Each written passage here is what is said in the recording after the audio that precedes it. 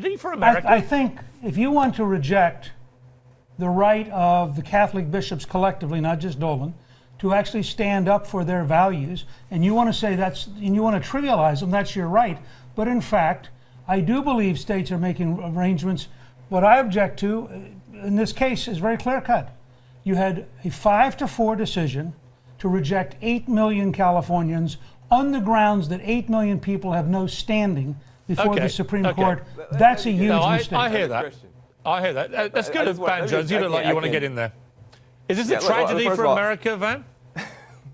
Well, first of all, I just want to say, as a Christian, if you're concerned about traditional marriage, Kim Kardashian has done more harm to traditional marriage than any gay person. The institution of marriage has been falling apart because heterosexuals have been screwing it up. We're the ones getting divorced. We're the ones cheating. We're the ones who are shacking up. The people who brought the dignity and the honor back to the institution are the lesbian and gay community. And the problem that we have now is, just because you put something on the ballot, if you had put on the ballot civil rights in 1950, we wouldn't have had them. The courts have a job to do to protect people. I'm glad they did the job. Okay, S.E. Cupp, this is quite startling.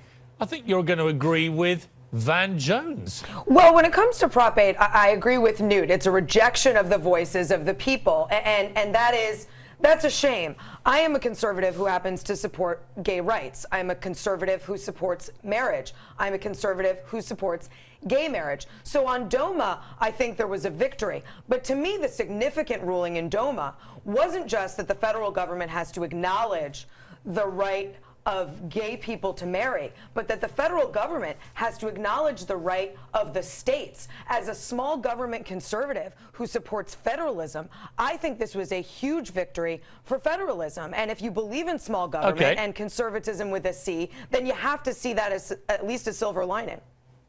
Okay, Stephanie Cutter, you're putting a face like you've either eaten a very, very, very bad onion, or you don't agree with that. No, not an onion. I was just waiting to speak. You know, I don't think it's a surprise where I stand. I am very happy about the Supreme Court's decision today on DOMA. A lot of us have been against DOMA for a long time and been fighting to overturn it. In terms of the decision on California, you know, yes, 8 million people voted for a ballot initiative.